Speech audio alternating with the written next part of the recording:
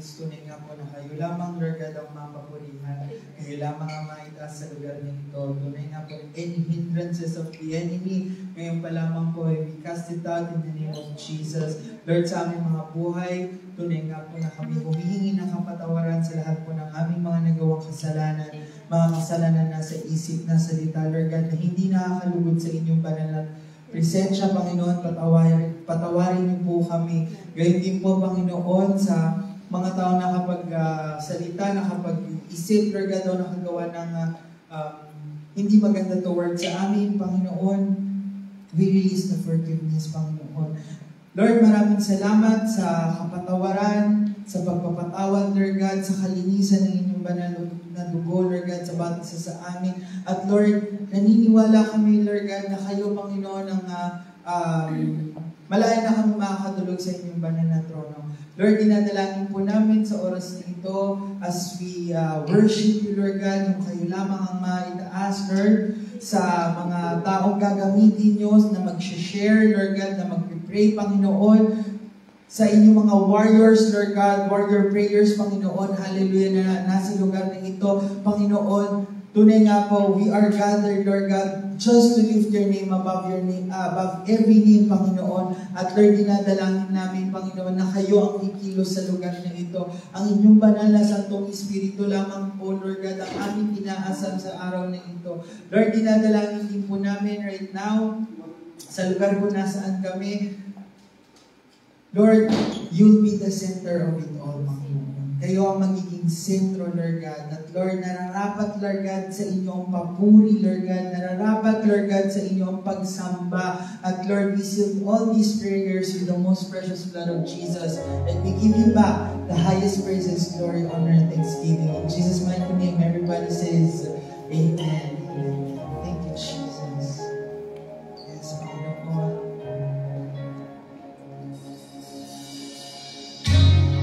Nararapat, Lord God, na mapulihin ka namin. Nararapat na ikaw ay luwalhatiin at sambahin sa Espiritu at katotohanan, Father God. Thank you, Jesus. Salamat sa dakila mong pag-ibig. Salamat sa pagyakap mo, Ama. Ang presensya mo, ang ninanais ko, ang puso ko ay para lang sa'yo. Nararapat ka sa pagpuri, luwalhati ang masamba. Jesus, ika'y kakilala. Ika'y kakilain, mapakailanman. Nararapat ka sa papuri, luwalhati at pagsamba. Tataas ang ngalan mo, Ama.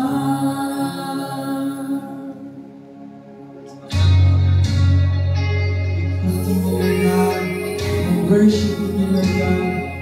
Thank you, Jesus.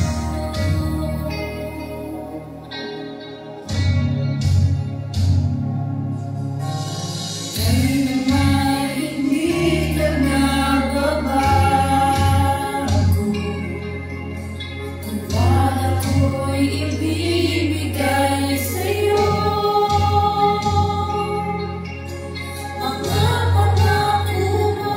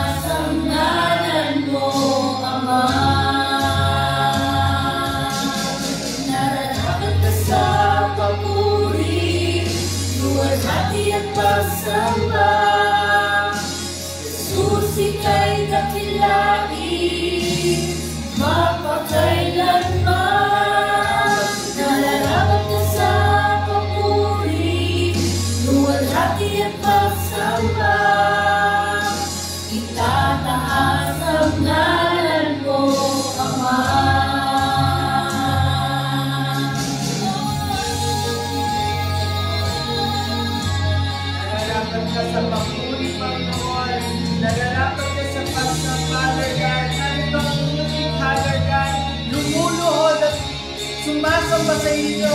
Ang iyong nilikha'y luluhod sa'yo. Itataas ang ngalan mo. Bawat langit, Bawat langit ay magsusuri. Jesus, dakila ka. Ang iyong likha'y lumuhod sa'yo. Tinataas ang ngalan mo. Bawat langit ay nagsasabi, Jesus, dakila ka. Nararapat ka sa papuri, luwalhati at pagsamba. Jesus, ika'y dakilain, magpakailanman. Nararapat ka sa papuri, luwalhati at pagsamba. Itataas ang ngalan mo, Ama. Nararapat ka sa papuri, luwalhati at pagsamba.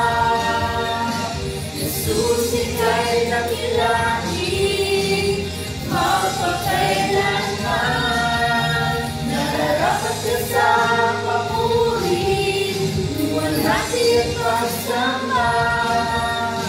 Itataas ang ngalan mo, Ama. Ang iyong likha'y luluhod sa'yo. Itataas ang ngalan mo. Bawat langit ay magsasabi, Jesus, dakila ka.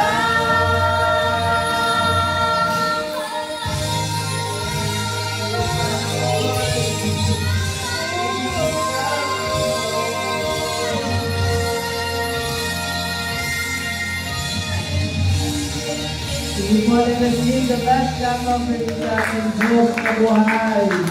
Thank you, Jesus. Thank you, Holy Spirit. Hallelujah. Sige po tayo ating manalangin.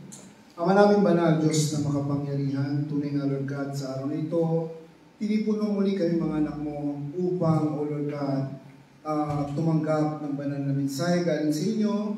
Nawa po ang banal na Espiritu, O Lord God, ang siyang makatulong upang maunawaan namin ang mensahe mo sa araw na ito.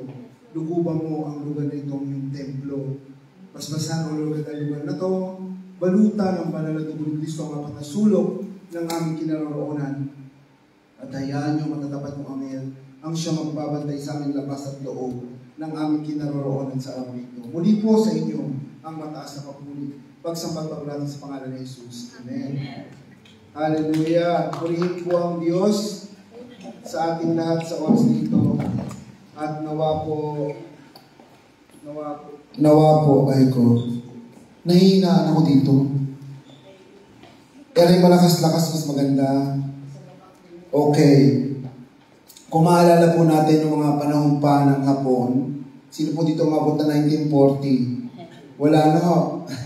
1950. Ano yan, kapatid? Kanta pa meron, okay? Kung alalahanin po natin yung pagbisita ni Paul at ni Silas sa lugar kung saan kasama sa kanyang journey sa pag-evangelize.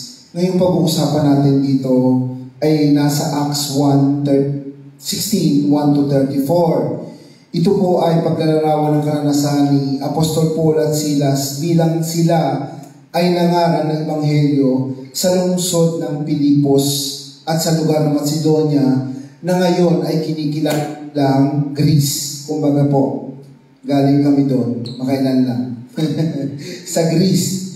At narito yung mga bagay na simula sa simula ng kanilang journey hanggang sa matapos ito. Kung babasahin niyo po yung chapter 16, 1-34, doon po natin makikita yung pagbisita pa lang ni Paul sa lugar kung saan na tinawag na Derbe at Listra. Nagsimula ang kwento sa pagbisita ni Pablo ni Silas sa isang simbahan na sa Derbe at Listra. Sa Listra, nakilala nila si Timoteo. Dito po nag-start si Timoteo, isang batang lalaki na may magandang reputasyon sa Kristiyano doon. Ni Pablo si Timoteo upang samahan sila sa kanilang misyon. At bago nila siya isinama, unang requirement, tinuli si Timothy ni Pablo upang maiwasan ang pagtutol at mula sa Hudyo at pagtutol at maiwasan mula ang mga sinasabi sa mga Hudyo na nakatira sa lugar na yun. Kung tutusin po natin ang panahon ng pagtutuli, isa sa nakagistan sa Old Testament, pero nung kapanahon na po ni Pablo para maiwasan sa lugar kung saan doon, ginawa pa rin yung kay Timothy. Part po yun ng commitment. Sa atin naman po ngayon, kung matitingnan niyo po dito sa lugar kung saan tayo narito, hindi na uusong tuli dito. Makikita niyo mga Pilipino na lang ang tinutuli at Egyptians. Sila yung mga under pa talaga doon sa mga sinauna.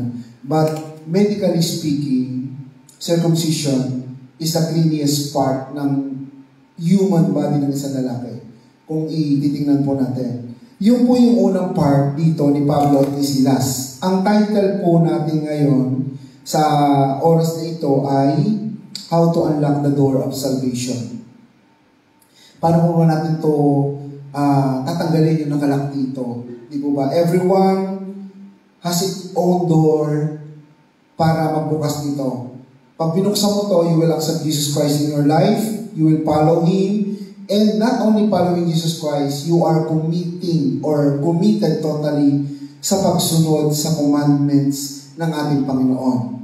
And yung konsepto po natin, the door of salvation, varies across different culture. Iba't iba tayo ng kinalakihan, iba't iba ng kinagisnan, iba't iba ng way. But in Christ alone, dapat po hindi nakabase sa atin yung religious way of our life, yung cultural way of our life, but we have to follow yung tinatawag natin, yung conversion and knowing more about Christ sa relationship sa Kanya.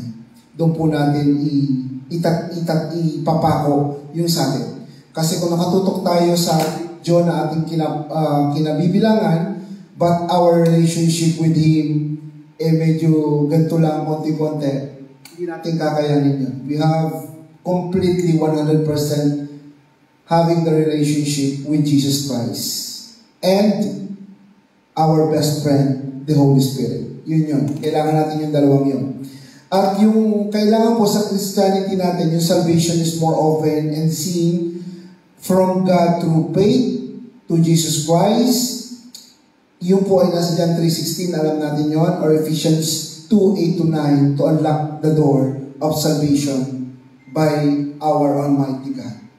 Siya lang po talaga yun. Galing sa Kanya because ang John 3:16 For God so loved the world, He gave His one and only begotten Son, and those who believe in Him will not perish but have an eternal life.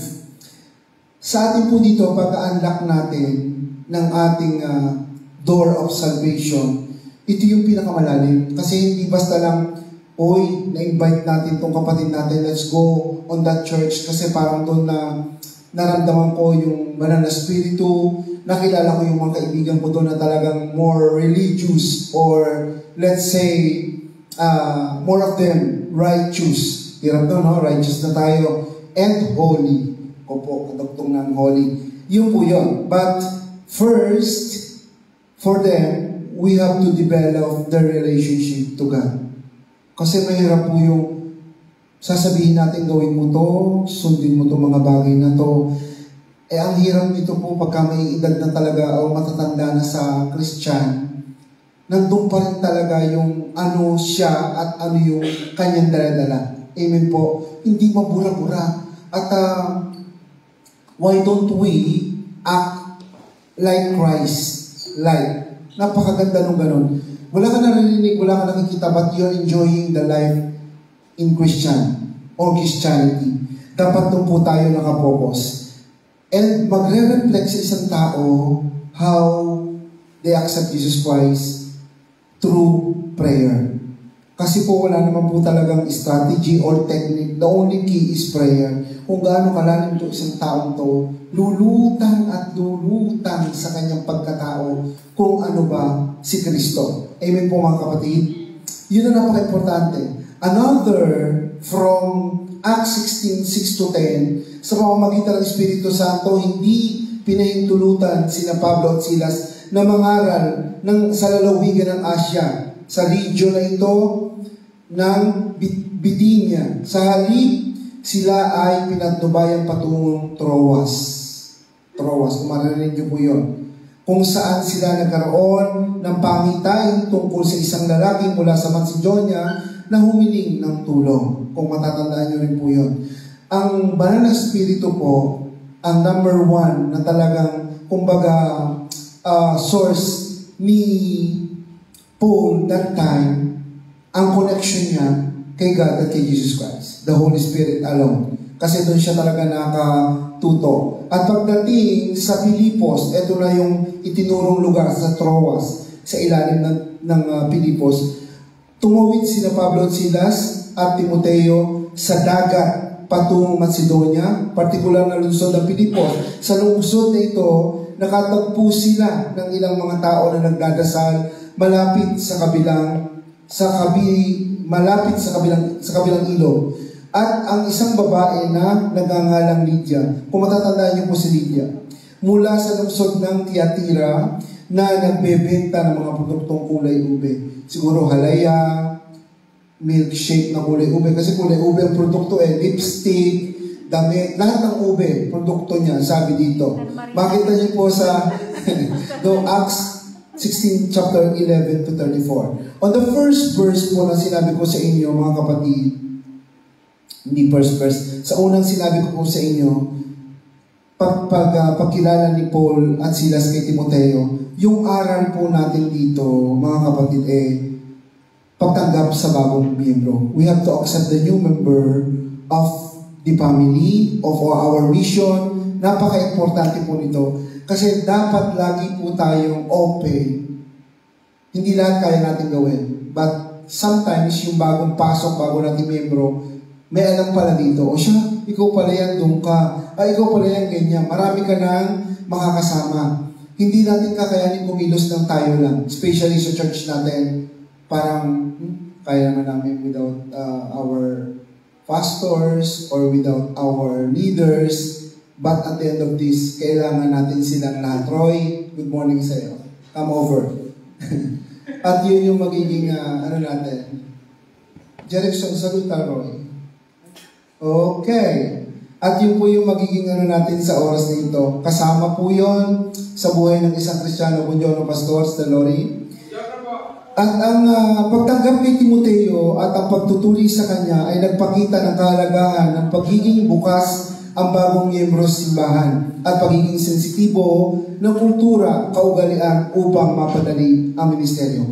Mga kapatid, sa atin, as sa church natin, templo ng Diyos, no?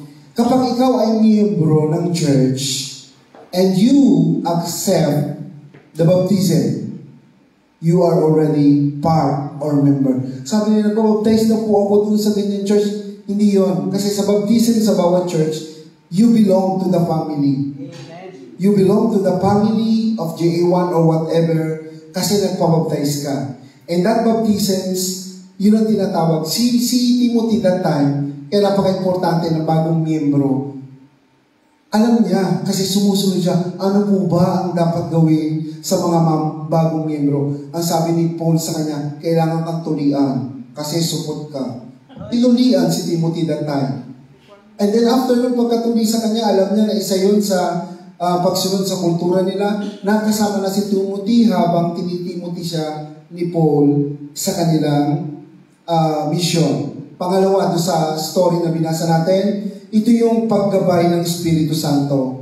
Sa buong paglalakbay ni Paul, kung titingnan niyo po at saka si Silas hanggang the end of the story, ang banal na Espiritu talaga napatnubayan yung dalawang ito sa kanilang journey at nagtuturo na sa ating tungkol sa kahalagahan ng pagiging sensitibo sa mga bagay ng Diyos na sa ating buhay at ministeryo. Dito pinakita sa story dun sa Acts 1, chapter 16, 1-34, kung paano ginaid ng Holy Spirit si Paul at si Silas sa journey nila. Sipin nyo, pupunta sila sa Asia, sabi, wag dyan. Hindi dyan yung magiging mission nyo. Pumunta kayo sa Pilipos, sa lugar ng Troas, at doon kayo mag-start ng evangelism. Kasi alam ng Holy Spirit yung babagsakan nila. At kung maaalala nyo po, from the Ephesus Church, si Paul nung papunta pabalik ng Jerusalem, ang sabi ng Holy Spirit sa kanya, alam mo ba na sa dadaanan mo to, kailangan mo maging matibay sapagkat lahat ng pagsubok mapagdadaanan mo. That is also the leading of the Holy Spirit. The story was given before siya umalis doon. Pero bago pa umalis si Paul sa kanyang journey, nag-meeting muna siya sa mga elders ng Church of Ephesians. Sinabi niya sa kanya, ganito ang magiging madadaanan mo kasi sa kanilang pananalangin, may revelation na rin ng Lord doon. And another revelation doon, yung word ng Holy Spirit. Kaya napakagandang bagay po sa atin. As a Christian, alam natin, nung si Jesus Christ umakyat sa langit, iniwanan sa atin ang banal na Espiritu. Kaya maging aware po lagi tayo, what is the message of the Holy Spirit every morning. Kasi yan lang naman talaga eh. Before we pray, kailangan muna yung Holy Spirit talaga active sa atin kasi yung connection of the Holy Spirit lead us to God, the Father, and His Son, Jesus Christ. Without the Holy Spirit, wala po tayo magiging connection doon sapagkat the Holy Spirit alone connect to our God the Father and Jesus Christ. At ang pangatlo po dito sa atin para sa nabasa natin dito, yung pagbabago at kaligtasan. Sa last part po nito, makikita nyo na makulong na, yung hinuli na si Paul at saka si Silas, di po ba kinulong siya doon? Nandun na po yung time na nung nakakulong sila, nag-start sila na mangaral ng salita ng Diyos. And lahat ng mga nandoon na nakakulong, nakikinig sila. They are listening the Word of God. And after nung makapagsalita ng Word of God si Paul, nag-start silang kumanta ng hymn. Ang kanta na, hymn, hymn, hymn, hymn, hymn. Hymn po yun eh. Di po ba? Hymn po. Yung walang word, pero hymn siya. Yung puno kumanta sila. And then ito, nagpakita dito that time, nung sila'y kumakanta lang ito, na nagkameron ng lindol para po mawasak at matanggal yung tanikala ng kanilang kulungan. At dito rin sila, not only na-save silang dalawa, na-save pati yung mga prisoners. At the same time, yung gwardiya mismo. Ito yung pinaka main character dito sa kanilang dalawa doon. Yung gwardiya dito na gusto nang magpakamatay. Kasi nga gawa ng siya yung gwardiya tapos lahat makakatakas. And at the same time, yung gwardiya, sinama pa si Paul at si Silas sa lugar nila. Pinakain sila. At nakarinig ng salita ng Diyos. And at the same time, I am not mistaken, he also baptized during that time. Sabi dito, ang mga pangyayari sa Pilipos ay naglalarawan ng kapangyarihan ng Ebanghelyo and pagbabago ng mga buhay. Mula sa babaeng alipin hanggang sa bantay ng bilangguan at kanyang pamilya. At lahat ng nakaranas ng kaligtasan sa pagbabago sa pamamagitan ng pananampalataya kay Kristo. Doon po sa babae, naligtangan ko po yun. Nung po naglalakad na si Paul at saka si Silas, minadaanan sila babae ng huhula, kung matatandaan niyo po yun. Ang babaeng ito na nanguhula sa lugar na yon, nung dumaan sila, sumunod na sumunod kay Paul at saka kay Silas. And then, diniliverance niya po yun. Pinalayas niya yung espiritu na meron siya. And right after doon, nabago po yun. Mga kapatid, itong huling ating salita na ibibigay ko sa inyo sa oras na ito, lagi niyong tatandaan napaka-importante ng mga tao na dumadating sa buhay natin. Mawala man sila ngayon, pero lagi niyong babalikan yung importansya na binigay sa atin ng ibang tao. Kasi yun ang importante po ng misadyo ni Timothy nang dumating si Paul at si Silas sa lugar na yon. Yung babae na nakalaya nung dumating si Paul at si Silas. Kaya yung mga spiritual parents nyo, yung mga kaibigan nyo na nagdala dito, whatever happened, they are part of your life. Lagi nyo yung tatandaan. Kasi ito yung mensahe na binigay ni Paul dito sa buhay ni Timothy Bater. At sa bahagi nito, nagbibigay din dito sa atin sa kapangyarihan ng Holy Spirit na nagdala sa pagbabago at kaligtasan ng iba't ibang uri ng tao at kung paano ang unang Kristiyano sumunod sa gabay ng Espiritu sa kanyang mission. And that is the life of Paul and Silas. Sa pamamagitan ng banal na Espiritu, dun lang yung mission na talagang sabihin natin naging matagumpay. Kasi kung hindi tayo susunod sa sinasabi ng banal na Espiritu, wala yung victory na sinasabi natin. Pagka sinabi mong victory, ibig sabihin, nalampasan mo ng lahat ng mga bagay na pinagdaanan mo. Pero kapag tayo ay nanatili pa rin sa point of our life na parang hindi tayo makalundag doon, makalis doon, wala yung victory na tinatawag po dito. So the victory alone, when Jesus Christ enter in our heart and the Holy Spirit lead us to escape. Because sa 1 Corinthians 10:13 sinabi yun. Lahat ng mga Kristiyano, mayroong pagsubok, may pinagdadaanan, pero only God can give the way to exit. Pero kung hindi ka ayaw mong exit doon, hindi kay God yun. Because God give way to exit. Yun lang po, palapakan natin ng Diyos at tayo po ay mananalangin.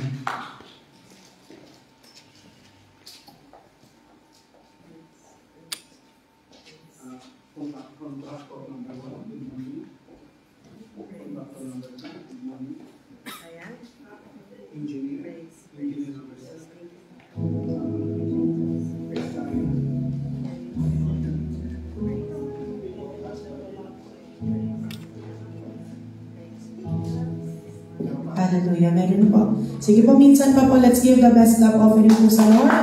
Hallelujah, Jesus. Hallelujah, Panginoon. Tunay, Lord, ikaw ay nararapat at karapat-dapat, Panginoon, tumanggap ng aming pagpupuri, ng aming pagsamba dahil ikaw ay dakila, ikaw ay mabuti, ikaw ay tapat sa buhay po ng bawat isa na narito, Panginoon, na kami, Lord, ay patuloy na nagpapakumbaba, patuloy na humihingi ng kapatawaran sa lahat ng aming mga kasalanan. Ito man, Lord, ay naisip, nasabi o nagawa, Panginoon. We ask for your forgiveness. We ask for the cleansing ng makapangyarihang dugo ng aming Panginoong Jesus upang ang bawat isa po sa amin ay maging karapat-dapat, Lord, na mga panalangin at pakalapit sa iyo. And we thank you, Lord, dahil sa oras na ito, ibinigay mo po sa amin yung kapatawaran, ibinigay mo po sa amin yung kalinisan, at malaya na po kaming makakalapit, at malaya na po kaming makakapanalangin, Lord God, at kami nagpapasalamat, Panginoon, sa iyong salita na nahasik sa oras na ito, sa araw na ito, Panginoon, na iyong ibinabasa sa pamamagitan po ng buhay ng aming Redyano.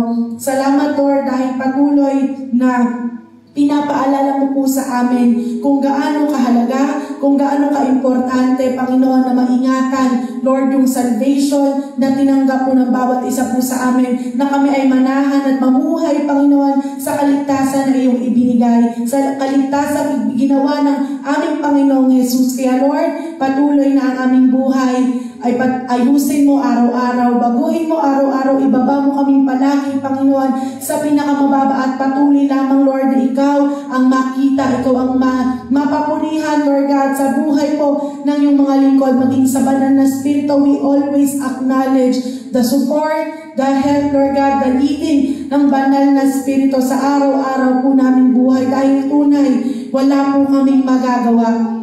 Hindi po namin kaya, Panginoon, ang makasunod, ang magpakumbaba, ang magpatawad, ang makagawa, Lord God, ng mga bagay na ayon sa iyong kalooban kung wala ang biyaya mo. Kaya, Lord, asang-asa lamang kami sa iyo sa tulong at pangunguna ng banal na Espiritu maging sa aming pananalangin po ngayong oras na ito. We ask for the leading of the Holy Spirit at patuloy na ang lugar na ito, Lord, ay balutin mo ng banal at makapangyarihang dugo ng Panginoong Yesus. Hindi po namin pinahihintulutan anumang plano, tangkapang gugulo, or any distraction, lies, or deception of the enemy in the name of Jesus. At patuloy, Lord God, na kami ay mananalangin ng may kapangyarihan, may authority, Panginoon, na nagmumula sa iyo. At naniniwala po kami, Lord, na ang bawat panalangin pala ngayon, O God, na aming sasambitin, ito'y binigyan mo na po ng katugunan. Kaya Lord, salamat po. At unang-una po namin tinataas sa iyo ang buong pamilya, Lord, ng J1 Milan, sa pangunguna, Panginoon, ng aming Regjano, maging sa kanyang pamilya, Lord God. Salamat po sa kanyang buhay dahil tunay, O God, na siya'y ginagamit mo upang ang bawat isa po sa amin ay turuan, ang bawat isa po sa amin, Lord God, ay i-lead, O God, sa kalooban mo. At naniniwala po ako na ang buhay nga, Panginoon, ay patuloy mong sasamahan, patuloy na ang pangunguna ng Holy Spirit ay kanyang maranasan, even the wisdom, Lord God, na sa lahat ng desisyon, sa lahat ng mga plano, Panginoon, ito ay aligned sa iyo, ito ay ayon sa iyong kalooban. At naniniwala po ako na sa kanyang pagpapagamit ng buhay na, Lord, nandun yung anointing na nagmumula sa iyo, na sa salita mo na kanyang hinahasik, nandun yung kapangyarihan na makakapagbago, na makakapag-ayos, Panginoon, ng buhay ng iyong mga anak. Kaya Lord, we entrust to you, Panginoon, ang buhay po at pamilya ng aming Regjano. At naniniwala po ko, Lord God, nandun yung katagumpayan na nagmumula sa iyo para po sa kanyang buhay. We thank you, Lord, at ganoon din po sa leaders, Panginoon, ng J1 Milan.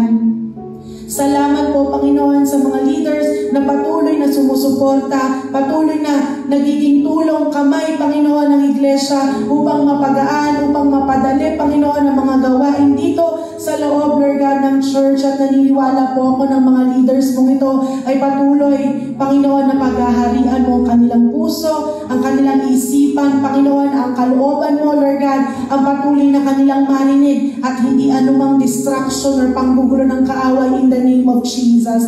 Salamat po, Panginoon, dahil ang mga leaders, nandun yung heart na marunong na nagpapasakop, sumusunod, Panginoon, na nagpapakumbaba. At patuloy, Lord God, ng mga leaders na ito ay nakatingin sa iyo, nakafocus sa iyo, at ang kanilang isip, Lord God, ay walang iba kundi madakila, magawa ang iyong banal na kalooban sa pamamagitan ng kanilang mga buhay. Kaya Lord, patuloy na ang mga leaders, you will expand them. Ang kanilang mga cell group, ang kanilang mga life group, Panginoon, will multiply. They will experience harvest, Panginoon. Dadalhin mo sila, Lord, sa mga lugar, sa mga pamilya, sa mga tao, Lord God, na nangangailangan ng salita mo, nangangailangan ng kaligtasan na nagmumula sa iyo. Kaya Lord, ilagay mo po sa aming mga puso yung compassionate heart, na patuloy na hindi kami papayag, Panginoon, na kami lang ang maliligtas, na kami lang ang makakaranas ng buhay na walang hanggan. Bagkos kami gagamitin mo, Lord, sa buhay ng maraming tao dito man, Lord, sa Milan or sa iba't ibang parte, Panginoon, ng mundo, dahil walang mahirap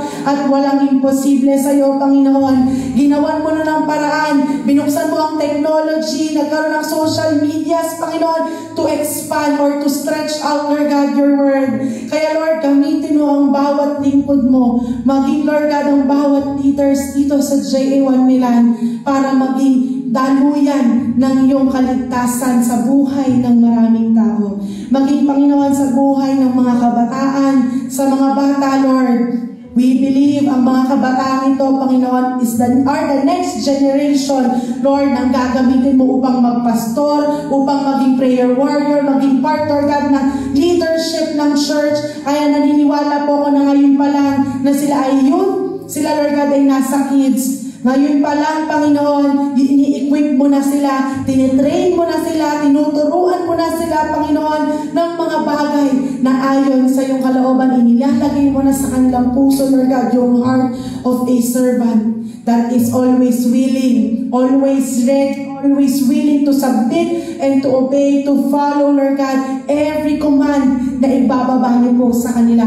At sa buhay ng mga batang ito, sa mga kabataan ito, Lord, hindi po namin pinahihintulutan anumang paghahadlang, pagpipigil, or even, Lord God, anumang kasinungalingan, daya ng kaaway sa kanilang mga buhay in the name of Jesus. Dahil ang mga batang ito, Lord God, ay gagamitin mo, magiging part ng ministry, magiging part, Lord God, ng evangelism, Lord God, na sa kanilang edad, hindi ka nakatingin bagkos ikaw ay nakatingin sa kanilang mga puso na handang magpagamit ng kanilang buhay para sa kaluwalhatian at sa advancement, Panginoon, ng iyong kaharian dito po sa lupa. Kaya Lord, sa bawat leaders, bawat mga kabataan, bawat member, Panginoon, ng J1 family, always cover and protect us, Lord God. Always give us yung matatag, malusog, Lord God, na pangangatawan physically and most especially, Lord God, spiritually. Always give us, Lord God, the heart that is willing to pray, willing to read the Bible, willing to listen, Lord God, sa iyong boses, maging sa pangunguna ng banal na Espiritu. At naniniwala po ako na ang bawat isa po sa amin, Lord God, ay patuloy na lalago, patuloy, Lord God, na magiging matatag ang aming pundasyon sa aming buhay, paglilingkod po sa iyo, God. We thank you, Lord, dahil kami, Lord God, dito sa J1 Milan. Patuloy, Lord God, na patatatagin mo, patuloy na i-stretch mo, Panginoon, i-expand mo, Lord God. And Lord, nandun, Lord God, yung multiplication. Nandun, Lord God, yung growth sa buhay po ng bawat isa. We thank you, Jesus, maging, Lord God, sa amin pong isa pang church sa J1 Brescia, ang daughter church, Lord God, ng J1 Milan sa J1 Brescia. Salamat po sa buhay ng iyong lingkod, sa buhay po ni Pastor Aldrin, maging sa buhay po ni Sister Nori, Panginoon, na ginagamit mo, na pumupunta sa Brescia upang maghayag ng iyong banal na salita, upang dalhin, Lord God, yung pagpapala na nagmumula sa iyo. Kaya Lord, anumang desire ng kanilang mga puso para po sa J1 Brescia, ito man, Lord God, ay makagamitan, ito man, Lord God, yung church, kung saan, Lord God, magdaraos ng gawain, ano pa mang mga dinidesire, mga plano nila, Panginoon, para sa J1 Brescia, Lord, naniniwala po ako, ipagkakaloob niyo po ito sa kanila. And Lord, ganun din po yung multiplication, Lord God. Mag-harvest sila, Lord, ng maraming tao, Lord, ang mga kanilang mga kaluluwa rin po ay maliligtas. At naniniwala po ako, Lord, ngayon pa lang, bukas na ang puso, ang isipan, ang buhay po ng mga tao sa Brescia para tanggapin ang iyong banal na salita, maging ang kaligtasan po na nagmumula sa iyo. Kaya Lord, kung may nakikita man po kayong daya ng kaaway, kung may nakikita man po kayong paghahadlang ng kaaway para maabot ang mga tao ito sa Brescia, Lord, we cancel it out. We break it in the name of Jesus. Dahil naniniwala po ako kung paano niyo pong nire-revive, pinaparanas ang revival, Lord, sa buhay ng iyong mga lingkod dito sa Milan, maging sa buong kabuuan ng J1 family, Lord. Sa J1 Brescia will experience also the revival, Lord God, na nagmumula sa iyo at hindi ito mapipigilan ng kahit na anong plano o gawa ng kaaway sa pangalan po ng aming Panginoong Jesus. Kaya Lord, we entrust to you, J1 Brescia. Naniniwala po ako na ikaw ang magpapadala, Panginoon, ng mga gamit, ng mga lingkod mo, Lord God, ng mga tao na gagamitin mo sa kanilang ministry. And Lord, they will expand. At naniniwala po ako, Lord, na ang J1 Brescia ay patuloy, Lord, na mag-expand din po, Lord God, sa maraming lugar, sa mga karating lugar, Lord God, ng Brescia, in the name of Jesus. Kaya Lord, tunay nga, na kapag, Lord God, ang bawat isa po sa amin nag-decide to serve you, na magpagamit sa iyo at magsabing, Lord, here I am, use me. Gagamitin niyo po kami, Lord. I-equip mo kami, Lord God. At nandun, Lord, yung pagsama mo at pangunguna ng banal na Espiritu. We thank you, Lord, dahil tunay, kami, Lord God, ay laging tagumpay. Maging sa aming mga Sunday services, Lord God, dito man sa Milan or sa Brescia, Lord, sa iyong mga lingkod na gagamitin na maghahayag ng banal na salita sa buhay po ni Pastor Aldrin, maging sa buhay po ng iyong bang lingkod na gagamitin mo to share your word. Patuloy, Lord God, na gamitin mo lamang kami ayon sa iyong kalooban. Walang ibang makita, Lord God, walang ibang mapapurihan sa aming mga buhay, kundi ikaw lamang, O God. Fill us with your wisdom, with your presence, at pangunahan kami, Lord God, ng Holy Spirit to reveal us more fresh revelations, O God. At naniniwala po kami sa aming Sunday service, simula pa lang ng pagpupuri, Lord, may matindi ka na pong presensyang ibababa. May matindi ka na pong ipaparana sa buhay ng bawat isa at bawat isa, Lord God, na makikinig. Ngayon pa lang excited kami, Lord God, na marinig ang iyong banal na salita bukas ng aming ibinubuksan mo na, Panginoon, aming isip, ang aming puso para sa salita mo na matatanggap sa araw ng bukas, maging sa presensya mo, Lord God, na ibababa niyo po sa araw ng bukas. At ngayon pa lang, Lord, tagumpay ang aming mga sarili services. Lahat, Lord God, ng iyong mga lingkod, ng iyong mga anak, hindi mapipigilan umulan, umaraw, attend ng gawain. We thank you, Lord. We are very excited, very expectant kami sa iyong gagawin sa araw na ito, sa aming fellowship, maging sa araw ng bukas. Excited kami, expectant kami, Lord God, dahil naniniwala kami may gagawin kang matindi sa buhay po ng bawat isa.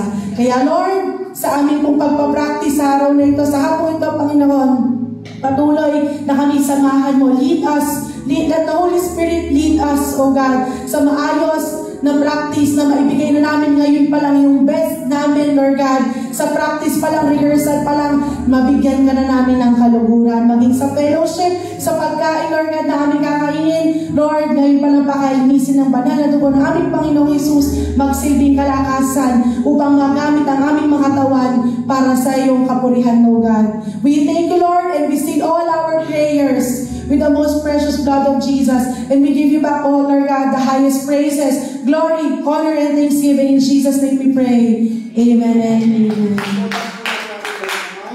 Sumati nawa walang hanggang pag-ibig ng Diyos Ama, ang patuloy na pagpapala ng Diyos Anak, at ang walang humpay na pakikipisan ng Banal na Espiritu. Patuloy tayo sa maghapong ito sa lahat pa natin gagawin na may patnubay at pag-iingat ng Diyos.